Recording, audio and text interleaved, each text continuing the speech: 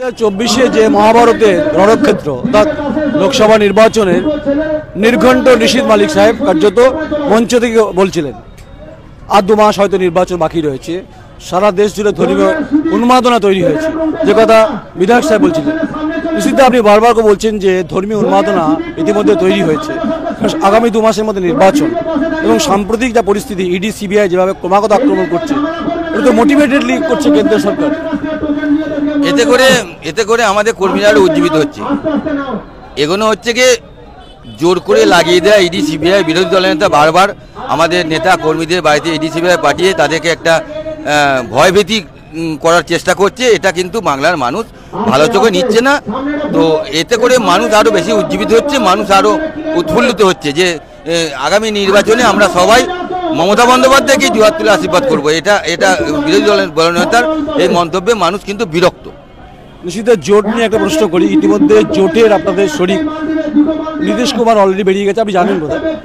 কংগ্রেস সঙ্গে একটা পরিস্থিতি উদ্বেগজনক, সিপিএম এক কথা বলছে, মমতা বন্দ্যোপাধ্যায় একলা চলো বর্ধমান থেকে বলেছে। আপনার মনে হয় সামনের লোকসভা নির্বাচনে তৃণমূল কংগ্রেস 42টা লোকসভা আসনের একাই শক্তিশালী, একাই তারা জয় করতে পারবে? আমার মনে হয় যে আমাদের পশ্চিমবাংলায় সেরকম জোটের কোনো প্রভাব পড়বে না এবং আমাদের মাননীয় মুখ্যমন্ত্রী মমতা বন্দ্যোপাধ্যায় 42টা আসনই আমাদের প্রার্থী দেবেন। আমার যতদূর আইডিয়া হচ্ছে আর কি, এখানে হয়তো জোটের কোনো প্রভাব পড়বে না বাংলায়। তো আমরা আশাবাদী যে 42 বাংলার মানুষ গতবার 19 সালের নির্বাচনে বাংলার অনেক মানুষ তারা ভুল করেছিল, তারা কিছু বিজেপিকে ভোট দিয়ে 18টা আসন পাইয়ে দিয়েছিল। এবার সেই ভুলটা আর করবে না। বাংলার মানুষ অত্যন্ত সজাগ, 21-এর নির্বাচন তা প্রমাণ করে দিয়েছে।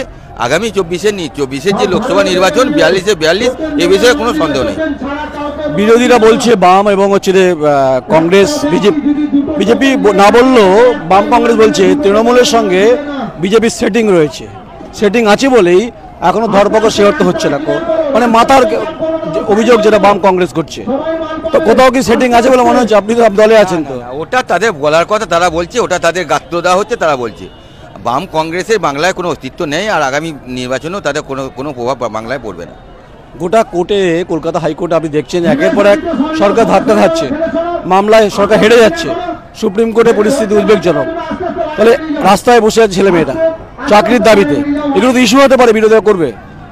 দেখুন, কোর্টকে সম্মান দিয়ে বলছি, সব কিছু যদি মনে করে কোর্টই ঠিক করে দেবে তাহলে বাংলার মানুষ, বাংলার মুখ্যমন্ত্রী, বাংলার মন্ত্রীর কোনো প্রয়োজন হতো না।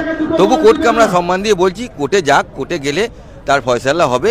এবং যারা রাস্তায় বসে আছে বলছেন তারা নিজেদের আগে ঠিক করুন, তাদের নিজেদের কাগজপত্র ঠিক আছে কিনা। এগুলো তো সব ভাড়া করা গুন্ডা।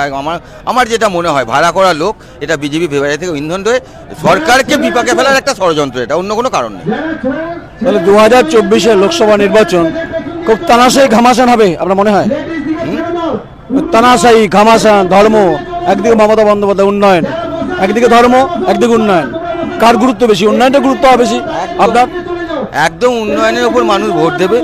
মমতা বন্দ্যোপাধ্যায়ের উপর মানুষের ভরসা আছে, মানুষ মমতা বন্দ্যোপাধ্যায়ের উপর অত্যন্ত ভরসা করে। উন্নয়নের নিরিখেই মানুষ ভোট দেবে, ধর্ম এখানে কোনো ফ্যাক্টর হবে না। অনেক অনেক ধন্যবাদ। আওয়াজ অত্যন্ত উদ্বেলিত হচ্ছে, মাইকে প্রোগ্রাম চলছে। বর্ধমান উত্তরে বিধায়ক নিশীথ মালিক বক্তব্য যে 42-এ হ্যাঁ বলুন, এ রাজ্যে জোটের ক্ষেত্রে কোনো প্রভাব পড়বে না। সঙ্গে থাকুন, দেখতে থাকুন। আমি নয়ন রায়, আমার সৌমিত বর্ধমান।